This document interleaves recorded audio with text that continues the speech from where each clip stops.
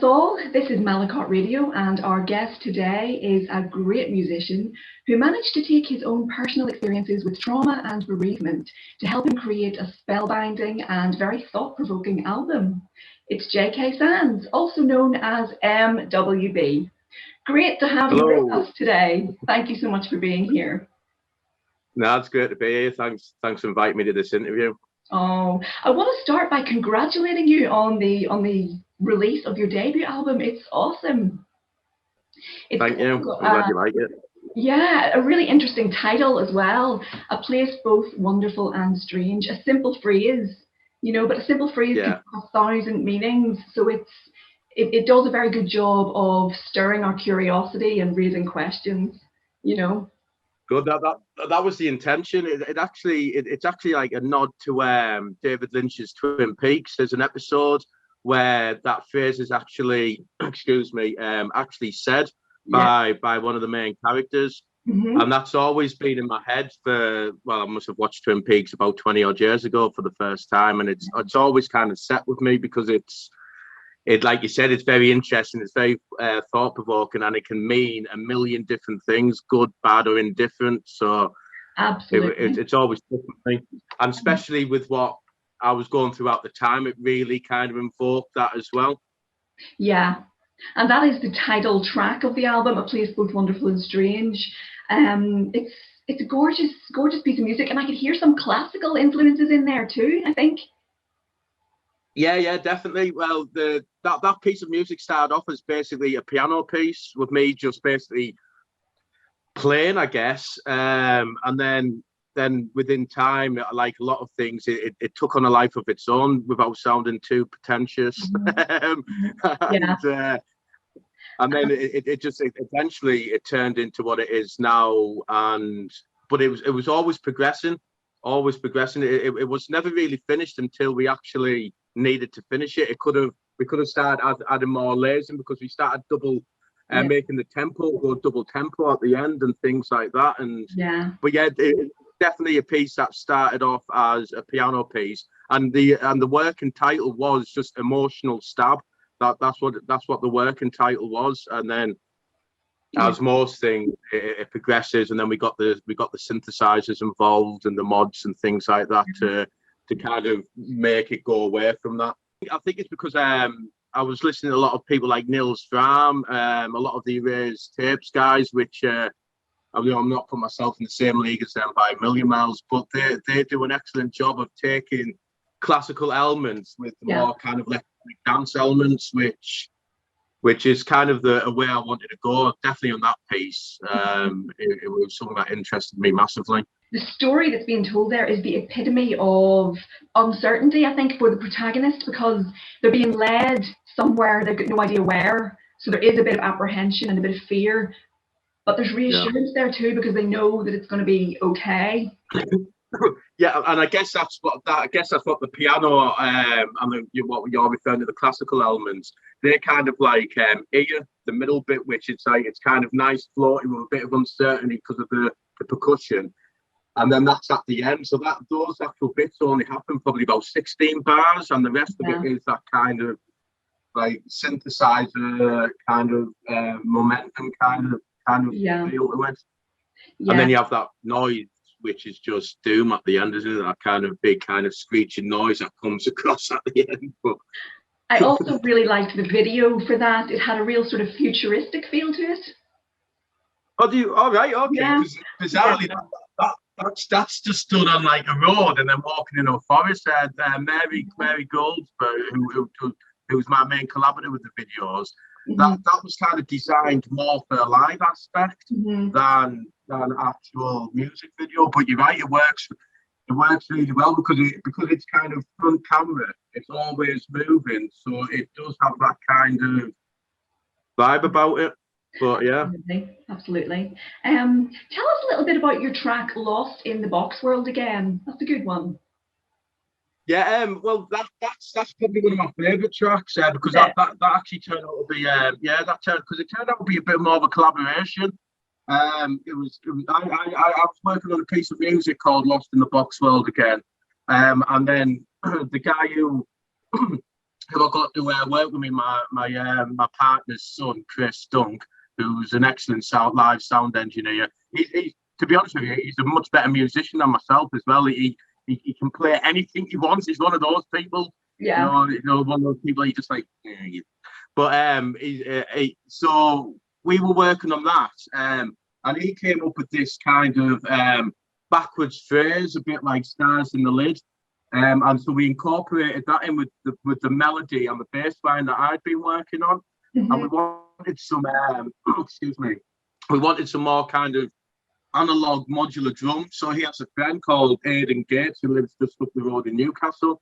So we got in touch with him, and then we pieced it all together, which then turned out to be this kind of, it reminds me again about putting myself in the same league as people like this. It reminds me of like kind of a winged victory for the Sullen and people like that, because it's got that kind of really kind of slow timbre to it, and again evokes emotion. But that was probably one of the most pleasant surprises of the album, because that wasn't even involved in the conversation to be on the album. Mm-hmm. And then all of a sudden it became such a good collaboration and such a lovely piece of music that I would have to probably say that's my favorite piece on the album for me personally. Yeah.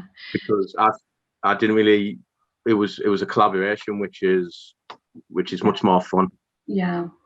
So the album is basically a celebration of both the strange wonderfulness and the wonderful strangeness of life, death, and all the emotions that we experience in between. Yeah, I would say so. Yeah, because that is life in itself, isn't it? Mm-hmm. You know what I mean? You can't. You've been very lucky if you go through life without having feel heartache or despair, and also unlucky if you've never felt the highs of those emotions as well. Because with despair, it becomes elation as well, because they're pretty much the same thing. They're just different sides, aren't they? So I think it's just unfortunately for my situation, I started writing the album when my father was ill, so it kind of became a centerpiece to it all, which again is just life, isn't it? Unfortunately for everyone, and I guess it's how you deal with it. I'm not one for lashing out. I'm not, obviously I get angry and stuff, but who doesn't? But I'm more of a person who'll come and sit in this room and just try and express it through my limited musical abilities. So it's absolutely. I guess it's a badge that we all wear, I guess. But really some people can discuss it. Some people lash out. Some people try and turn it into something that hopefully others can relate to and find comfort. Because I've always found comfort in music. Even like the kind of the depression songs, on the songs that feel kind of angst and heartache. When you're going through those times, for me personally, it's reassuring that you're not the only one who's experienced these kind of things, that we might not realize it, but we're all a collective and we're all going through similar things, even though we don't most of the times acknowledge that to our fellow humans or people or whatever. And I read a beautiful quote in association with yourself, something along the lines of, the loss of a parent is, I think, the rite of passage most of us undertake at some point in our journey, and it's up to us to celebrate and cherish the influences that we inherit. Beautiful words, really, really comforting, because it's something that all of us, probably most of us anyway, at some point will go through, like you say, at some point in our lifetime. Yes. Yeah, without a doubt, it is definitely a rite of passage. I guess it's one of them. I'd rather bury my parents than my parents bury me. I think that the other way around would be, I could imagine being a lot harder. Yeah. Unfortunately, one of my sisters, she had a young lad. One of her sons died when he was 10. He was severely handicapped, and that was really terrible to watch. And I think I would much rather bury my parents and then bury me for sure. And it is a rite of passage, because they are, when my father was ill, I had this conversation with one of my mates, Dave, and it was like you basically get a couple of people who will love you unconditionally, which are your parents, and then when one of them gone, you've only got one, kind of thing. And then the other doors you've got none. It's like all the other love is kind of built around certain aspects and that kind of thing. So it's definitely something that everyone will go through one way or another, and it is how we deal with this. But I'd rather have not gone through it, but absolutely. I know. And there is some really nice imagery in the video, the official video, My Father, for the song. Yeah, well, which that to be interactions between father and son. That was the idea. When I spoke again, that was Mary. When I spoke to Mary, we spent like 4 or 5 hours on pretty much like this. When we first decided we were going to go down this route, I'd never met her before. This was someone who was put in contact with me through my cousin Jack, who's a cameraman, and he said, I know someone who might be interested to do this, and we spoke in great length of what each track was about. And I told her that track was basically written when I got told my dad was pretty much coming to the end of his fight against the disease cancer, and I then sat in the studio and pretty much wrote that. So she got that feel from it, and then she gave me the ideas, which I love. But my dad actually appears in that video. When you're in the room and you've got the father and son sat there, and you've got the TV, the guy who appears playing the guitar, that's actually my dad. She asked if I had any kind of old footage to put in, so I didn't know what she was doing. So obviously when I couldn't watch that for about it took me 8 times to watch that without crying, as you can imagine. So but that was lovely, and she really that really invoked the kind of what I was trying to get at. You know, I mean, there was this man, he was a strong man, and he obviously, I mean, like every father and son, we didn't have the best relationship for a long time, but we were able to make the peace, and at the end, it was nice that they were actually driving off into the sunset kind of thing, and so I think a lot of credit needs to go to her. She's excellent at what she does.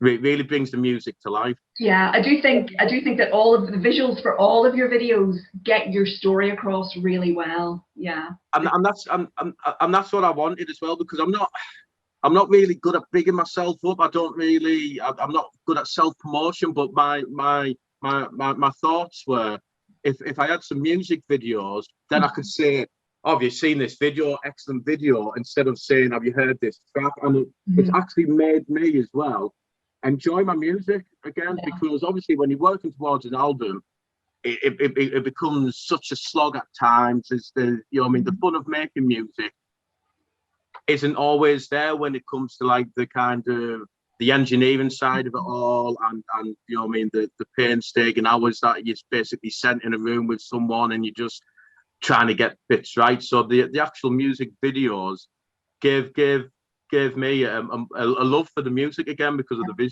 videos I get, which is great for me. I felt like I don't know what everyone else thinks. I actually felt like I was sort of time traveling, watching that video, and then I could see the father and the son, and you could see them sort of at different eras and different stages of life. And I could see that very concept of time traveling, being played out in front of me.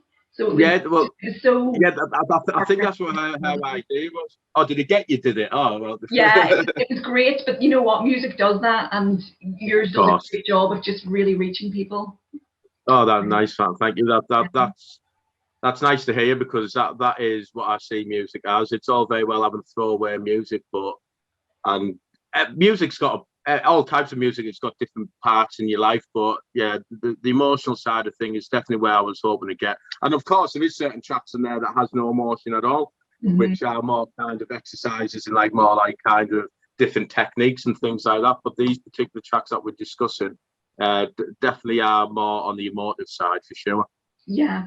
Am I right in thinking that all of these tracks are carefully woven together to tell a certain story with a beginning, a middle, and an end? Yeah. The I guess the word would be concept album, which we're not allowed to really say anymore since 1982, I don't think. But there was a lot of thought put into the actual track listing of the album. There was to try and make it be a very concise and cohesive bit of music. It is more of an album to play from start to finish, and like a lot of the great albums I like are like that. Do you know what I mean? So I mean, I'm a big Beach Boys fan. So Pet Sounds is an example of what is a really good concept album for me. As is something like Pink Floyd's Dark Side of the Moon, where it kind of evokes that.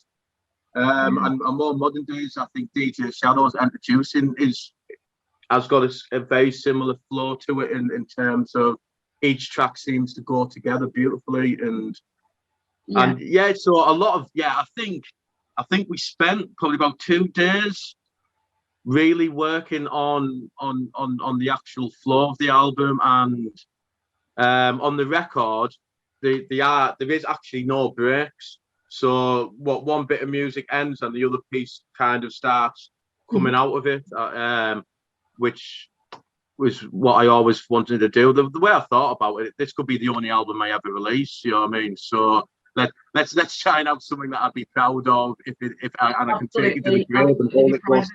It's fantastic. Well, here's a question for you. You said that David Lynch is one of your biggest influences in music and film. So I just wondered, and it might sound completely left of center, but I'm going to put it out there, see what you do with it. I just wondered, are there any philosophers at all who have influenced your writing? I've got into a lot of kind of Eastern philosophy when I was where I've read like things like the Zen and the Art of Motorcycle Maintenance and things like that. I will probably pronounce the names wrong, so I do apologize, viewers. I like quite like is it Nietzsche?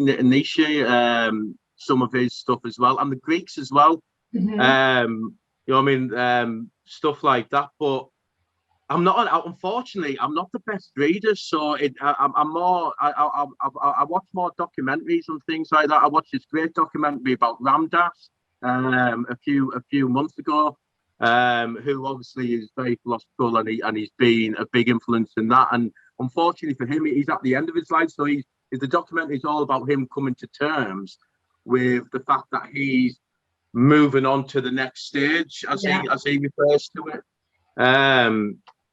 But yeah, of course, it's hard not to.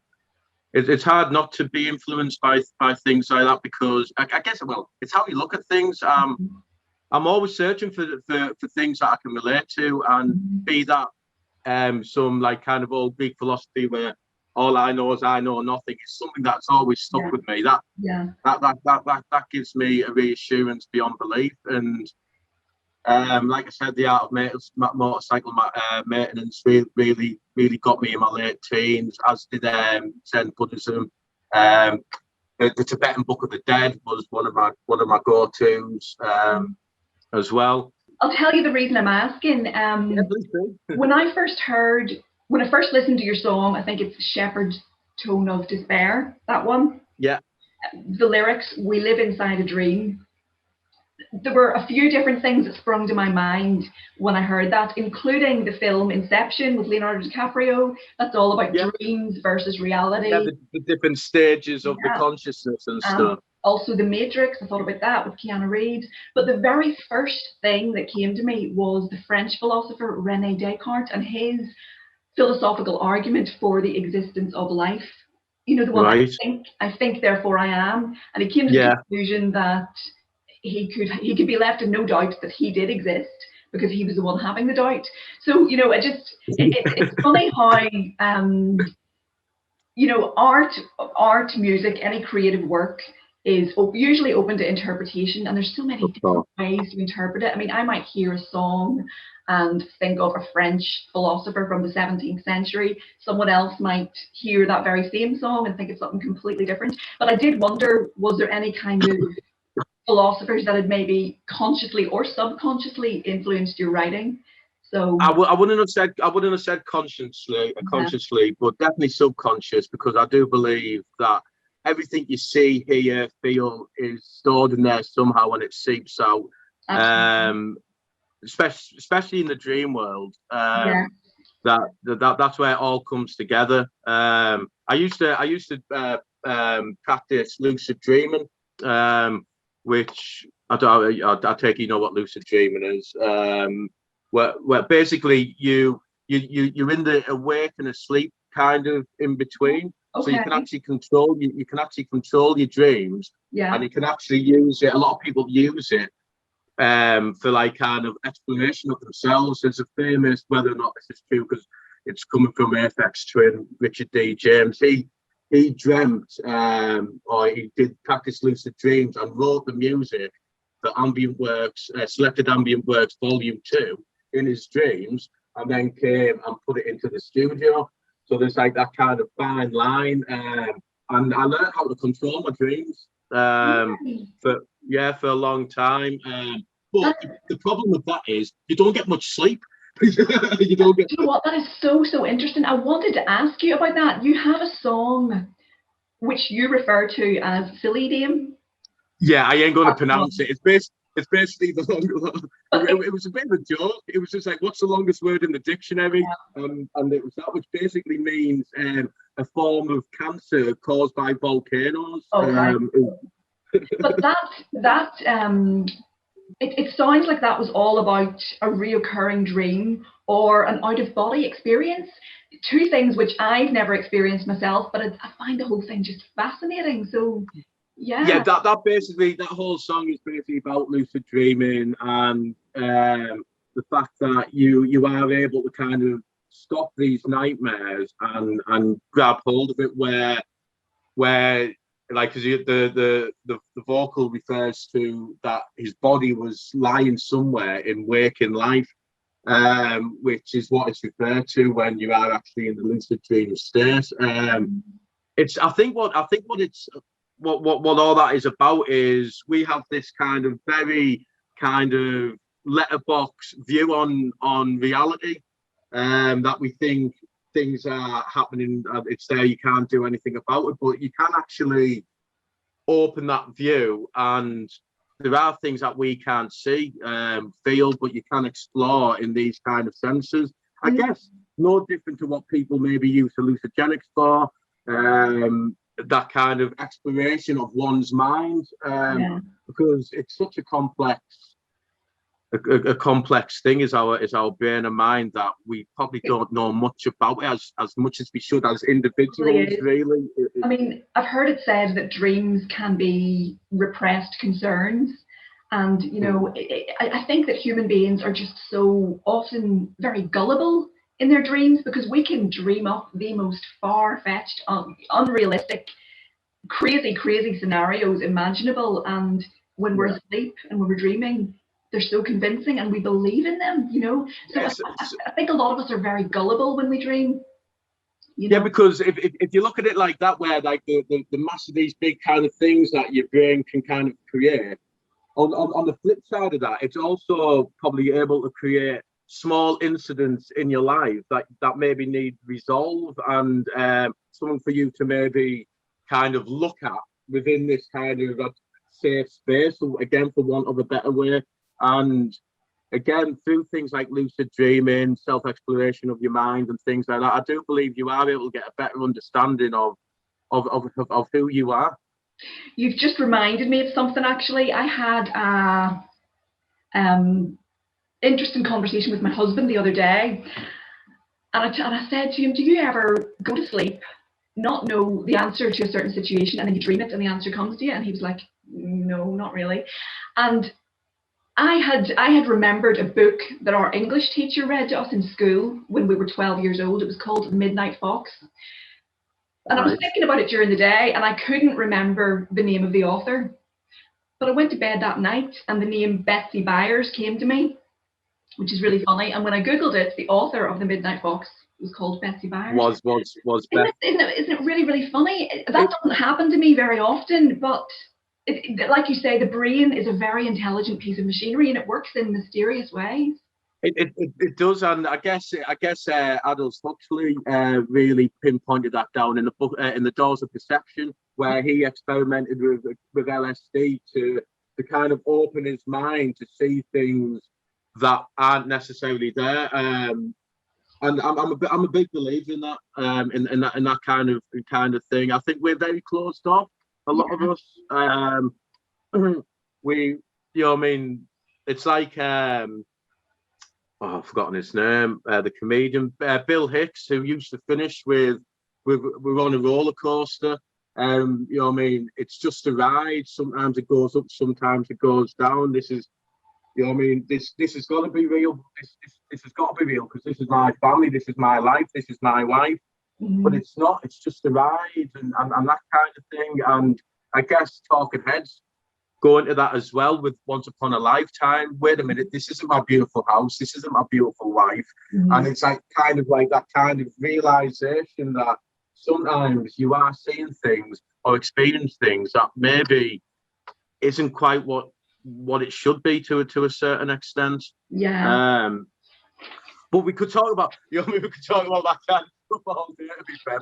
It's one of our favourite topics, that kind of thing. And that's why I like David Lynch, because to bring it back in, is because his ethos is more like, look a little bit closer.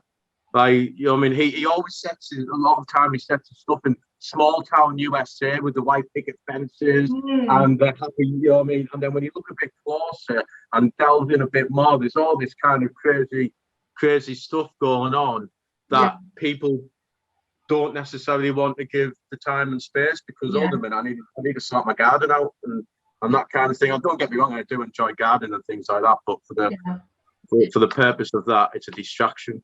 About your song Shepherd Tone of Despair, I've written down some of the lyrics here. We live inside a dream. I'm dying. You know about death. It's just a change, not an end. There is some fear in letting go. Those lyrics are really, really interesting because they are really, really thought-provoking, you know. I mean, some people see death as an end, and some people see it just simply as a change. It just goes to show you there's so many different ways to interpret, you know, that. I'm dying. You know about death. That it's just a change, not an end. I guess it all depends on it, a lot of that can be cultural. Because if you look how we do funerals compared to maybe like the Mexicans who have like a street party, we have it more of a somber event where they have it like as a celebration of like kind of the person's life, and that happens throughout the world in different cultures and different in different aspects of the world. That particular track, again, those lyrics are directly lifted from Twin Peaks season 3. Okay. And I was watching that when my father was going through that, and they just struck a chord with me. Like, we live inside a dream. I used to say that to my dad. Sometimes he would acknowledge that, sometimes he wouldn't, because he obviously at the end, no one really wants to leave the family and leave the life that they've created. So it's that kind of battle.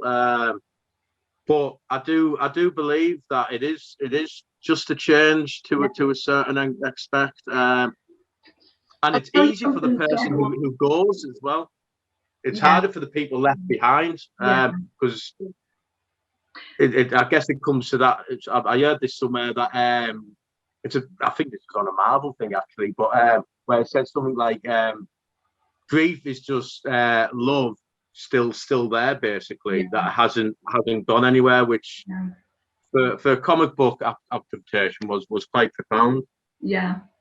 I was a drama student at university, and I don't know if you know about a thing called hot seating. It's I know that in the context of working in a call centre. Okay. Well, hot seating for actors is basically where actors sit around in a circle and the director will ask them questions, but they'll have to answer those questions in character. All right. The questions will start off quite sort of unintrusive. You know, it might be, "What's your favorite color?" or something like that, and they have to answer in character. But as the technique continues, it'll become a bit more profound. I remember a time I must have been like 20, 21 maybe, and I was, you know, involved in this hot seating, and another drama student, another actor, was asked, "Are you afraid of death?" And it was the answer that he gave was so unexpected and at the same time so fitting for the character that he was playing. But it was a really, really interesting thing that he said. He took a moment to think about it, and he said, well, I wasn't afraid to be born, you know? And I just thought, whoa, you know, if all of us could just adopt that very notion into our belief system, then the whole world would be a much less frightening place, and we could all just, Yeah, you know, 100%, isn't it? It's a great way of handling some of the fear that is caught up in that change, you know? Yeah, 100%. Like, why should it be afraid to die? People wonder what it's going to be like after they die. No different than before they were born. Yeah. You know what I mean? Yeah, that's exactly it.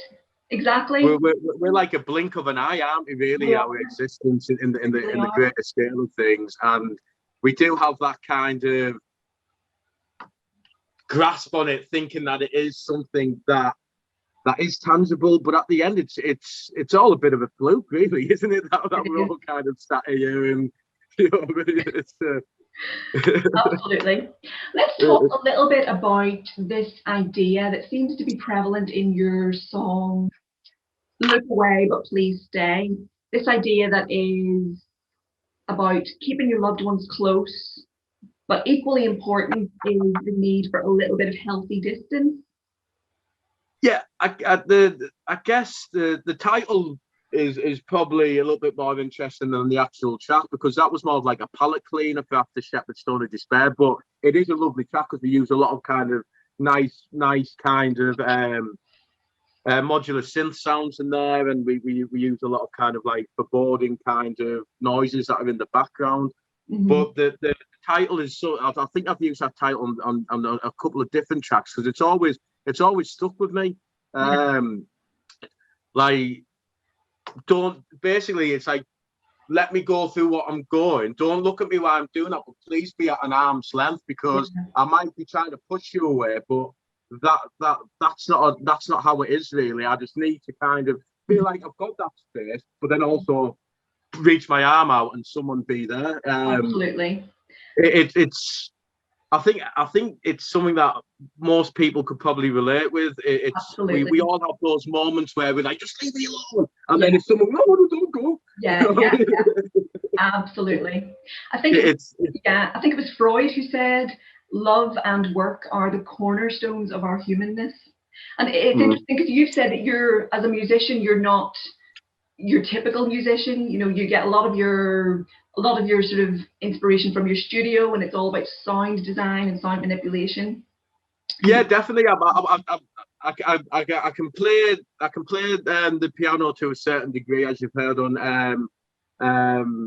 the title track. I forgot what it's called now. I play Wonderful and Strange. But I've never been able to play anyone else's stuff. And that's never really interested me as much. I know my chord progressions. I know I know all the kind of tools to create music, but I couldn't knock out Lady Madonna or something like that. So yeah, I don't really class myself as a musician. I'll be perfectly honest with you. Like, I've always tried to say the studio is my instrument, but I think that's just a bit of a way to kind of stop that conversation, to be honest with you, because not many people will be like, oh, what do you mean? It's like, okay. I just really like kind of different kind of sounds and the way they can breathe off each other and sometimes clash, sometimes meld together. It's where I lose myself. I can spend hours just like playing with the synths here and just making some sounds, or even taking a sample off something and reprocessing that into sounding completely different, into a different way. Yeah. It's what's always fascinated me about things. I'm not a particularly big fan of like kind of, I like guitar music, but I don't particularly like the sound of guitars in a lot of respect, because they always sound like a guitar to me, where you can take like something manipulated and then you can make something completely different. And before people start saying I'm anti-guitarist, I'm not. I've got a couple of there, but it's just what my ears pick up. And absolutely. I could. It's really hard for me to explain. As you can see, I'm kind of scrambling around to try and put it into words. But if you listen to the music, you might be able to grasp it a bit more. It's your track 1967 was yeah. That's a nice little song. Was that was the year 1967? Obviously, you were too young to be around then. Was it a significant year for someone close to you? No, No? it based the full title of that is Hyatt Ashbury 1967. That's when the hippies transcended it onto San Francisco into the Hyatt Ashbury Park in the center of San Francisco. Sorry, and they were basically that's when the Summer of Love kind of became this big thing, and you had George Harrison going over there. You had you had all kinds of people going over there, and it was just because of the sample that we used was from 1967 of a gonzo journalist, I guess, in the same vein as like Hunter S. Thompson, interviewing college kids when they were on acid, and asking them questions about that, and that kind of thing really strikes a chord with me because like he says you're basically psychotic. And she's like, oh well, if everything, if I know that if you take acid once, basically, it does kind of you see things that are more beautiful, and you have this kind of connection more than if you're closed off. And it kind of relates to when I was a teenager experimenting when I did take LSD because I was into that kind of thing, and the first time I did that. I saw everything as one. Everything was connected, and that kind of thing. We all basically one. There's no need for divides, and you know what I mean. You against me, red against blue, etc., etc. But it seems like it's all lined up for that divide across the board. There's always one group against another. Where I try not to see it like that. Obviously. Yeah. Today it's harder than ever not to see it like that, the way there is so many divides on everything. Having a conversation with someone and actually agreeing on things these days is, I think it'd probably be easier learning to fly, to be honest with you, the way it seems to be going. But yeah, it's not. And interestingly, that track was the middle bit of a 9-minute piece of music. But we couldn't get it to sound how we wanted it to. We spent 3 days trying to get that to sound how we wanted to, and we couldn't. We were running out of time. So in the end, I made an executive decision just to like kind of cut the 2 bits off and use that track. And that is one of the probably only 3 tracks that there is a guitar on there, and that's done by my friend called Mark Alexander, who's an excellent guitarist. Yeah. And he's one doing the you know, I mean that nice kind of, which gives the out, which you're not expecting that after Look Away But Please Stay. All of a sudden, this like kind of glockenspiel comes in, and you've got like these kids discussing how they see life, and then you've got the reporter basically saying, well, you're mental. And they're like, no, we don't look at it like that. We think you're mental because you're kind of in that box. And obviously mental is just a choice of words, not an actual. Absolutely. Well, one last question before we round up. Your album was written at a time of reflection after you had experienced, you know, your own bereavement. And they say that hindsight has got perfect vision. So looking back retrospectively and with a little bit of hindsight, what words of wisdom might you tell your slightly younger self? What words of comfort might you give yourself now? Yeah, basically, without sounding too much of a cliche, things happen for a reason. We go through our lives trying to control every aspect of everything, and especially in a music format, you know what I mean, being like the producer of a piece of music, you become a bit of a control freak, and people like Phil Spector pulling out guns on people because they're too much of a control freak. Basically just ride out the waves of it. I got so kind of, there was places where I nearly deleted everything because I thought it was rubbish. I had total self-doubt, crisis of confidence, and all that kind of thing. Worried how people would react to it, friends, family. Not bothered about strangers. It's more like the people who are in your close circuit. Are they going to get it? I probably tell myself, you're writing it for yourself. Don't worry about all that. You know what I mean? When someone doesn't like it, it's fine. I didn't write it for them. So, you know what I mean? J.K. Sands, M.W.B. Great answer. Thank you so much for your time today. It's been great having you with us on Malikot. It's been a pleasure. Thank you very much. Treat yourself to his debut album, A Place Both Wonderful and Strange. And don't forget to check out his YouTube videos for full visual effect. Have a listen on Spotify and, of course, Malikot Radio.